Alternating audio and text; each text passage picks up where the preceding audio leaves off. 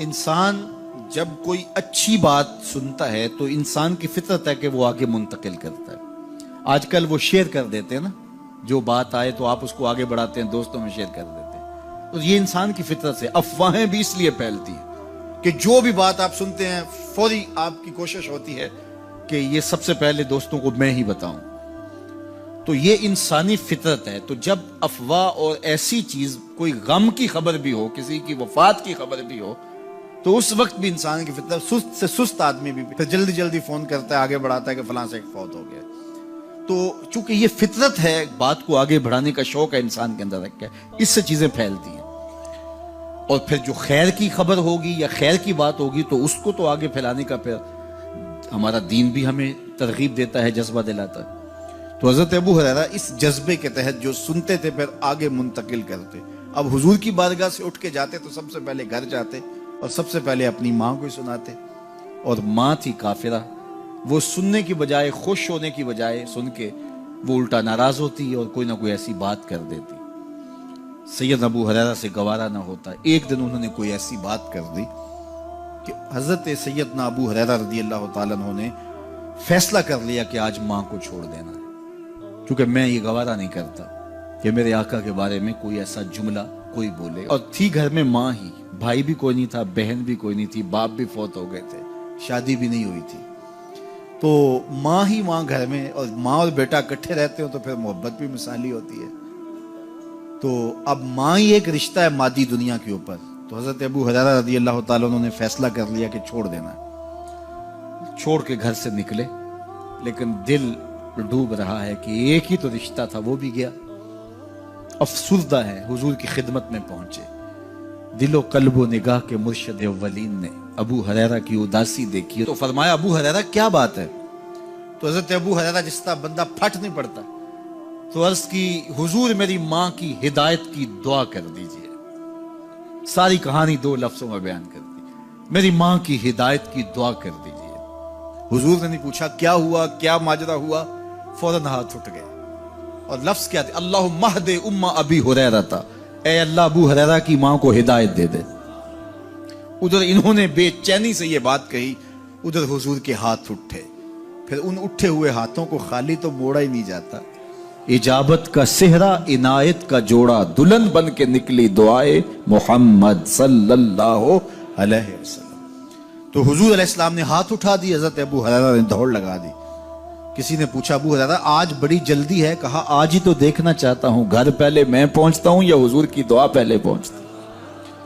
جا کے دروازے کو دستک دی، اندر پانی کے کھنکنے کی آواز آ رہی تھی جس طرح کوئی غسل کر رہا ہو. آواز دی تو آواز آئی، بیٹا ابو ہریرہ ٹھہرو، میں بھی آئی. کہا لہجے سے سمجھ گیا اس میں محمد عربی کی دعا بول رہی ہے. تھوڑی دیر کے بعد میری ماں آئی، تازہ آثار وضو سے اور غسل کی وجہ سے ان کے جو ہے وہ بالوں سے قطرے ٹپک رہے تھے اور لبوں پر میرے حضور کا کلمہ جاری تھا. اللہ اکبر. سیدنا ابو ہریرہ تیرے مقدر پہ قربان. ایک سفر میں حضور علیہ السلام اور اصحاب گامزن تھے کہ راستے میں قیام کیا تو ایک قبیلے کی صلح کروانے کے لیے حضور علیہ السلام تشریف لے گئے. وہاں کچھ تاخیر ہو گئی تو صحابہ نے حضرت ابوبکر صدیق کو کہا کہ حضور رک گئے ہیں تو نماز کا وقت جا رہا ہے، آپ نماز پڑھا دیجیے. تو حضرت ابوبکر صدیق رضی اللہ تعالیٰ عنہ مصلی پہ کھڑے ہو گئے. اب نماز شروع ہوگی، ادھر سے حضور بھی فارغ ہو گئے. تو آقا کریم تشریف لائے. تو آقا کریم علیہ السلام جو ہی تشریف لائے تو صحابہ کی صفیں بندی ہوئی تھی. حضور کو دیکھا، انہوں نے راستہ چھوڑ دیا. پیچھے سے لے کر کے مصلی تک صحابہ نے حالت نماز کے اندر حضور کے لیے راہ کشادہ کر. کاش کہ یہ حدیث سب لوگوں نے پڑھی ہوتی اور امت میں اتنے فرقے نہ بنتے اور یہ سوچ کبھی نہ پنپتی کہ نبی کے خیال سے نماز ٹوٹتی ہے. یہاں تو راستے چھوڑے جا رہے ہیں، یہاں تو پروٹوکول دیا جا رہا ہے. اللہ اکبر. اور یہ حدیث کہیں چھپی نہیں ہے، بخاری کے اندر چھپی ہوئی. اللہ اکبر. آقا کریم علیہ السلام تشریف لائے تو صحابہ نے راستہ چھوڑنا شروع کر دیا. نماز بھی چل رہی ہے اور حضور کا راستہ بھی چھوڑ رہے ہیں. بالکل حضرت ابوبکر صدیق کے پیچھے آ کے حضور کھڑے ہو گئے. وابو بکر لا یلتفت یمینا ولا یسارا. جب آپ نماز پڑھتے تھے تو نہ دائیں دیکھتے نہ بائیں دیکھتے، پوری توجہ انہماک ہوتا. وہ اپنی کیفیات کے جہان میں ڈوبے تھے اور حضور آ کے پیچھے کھڑے ہو گئے. صحابہ نے اپنے ہاتھوں کی پشت پہ ہاتھ مارنے شروع کر دیے. مکعن و تصدیہ قرآن نے تالی لگانا، سیٹی مارنا، یہ شیطانی اعمال ہیں، لیکن ہاتھ کی پشت پہ ہاتھ مار کے متنبع کرنا یہ مختلف مواقع کے اوپر یہ جائز ہے. تو اب جب حضور آ کے پیچھے کھڑے ہو گئے اور صحابہ سمجھے کہ حضرت ابوبکر صدیق ایک استغراق کے عالم میں ہیں، ایک کیفیت کے جہاں میں ڈوبے ہیں، تو انہوں نے اپنے ہاتھوں کی پشتوں پہ ہاتھ مارنے شروع کر دیے. تو حضرت صدیق اکبر سمجھ گئے کوئی غیر معمولی واقعہ ہو گیا. دیکھا پیچھے حضور کھڑے تھے. اللہ اکبر. تو حضرت صدیق اکبر مصلی سے سرک کے پیچھے آنے لگے. تو آقا کریم نے اشارہ کیا رکو، نماز پڑھاؤ. سیدنا صدیق اکبر اس کے باوجود پیچھے آ گئے. کبھی ہوتا ہے حکم اور کبھی ادب آگے ہوتا ہے. اللہ اکبر. حضرت سیدنا علی المرتضیٰ رضی اللہ تعالی عنہ کو کہا نا حضور نے صلح حدیبیہ کے موقع پہ صلح نامہ لکھوایا جا چکا، تو لکھا یہ محمد رسول اللہ اور قریش کی جانب سے ہے. تو عروہ نے کہا اگر محمد رسول اللہ مان لیں ہم تو پھر لڑائی کس چیز کی ہے؟ تو اس لیے محمد رسول اللہ نہیں، محمد بن عبداللہ لکھا جائے. تو وہ اس بات پہ بضد ہو گئے، اور اگر ایسا نہیں ہوتا تو معاہدہ ٹوٹ رہا تھا. تو حضور نے حضرت علی المرتضیٰ سے کہا کہ چلو رسول اللہ کا لفظ مٹا دو.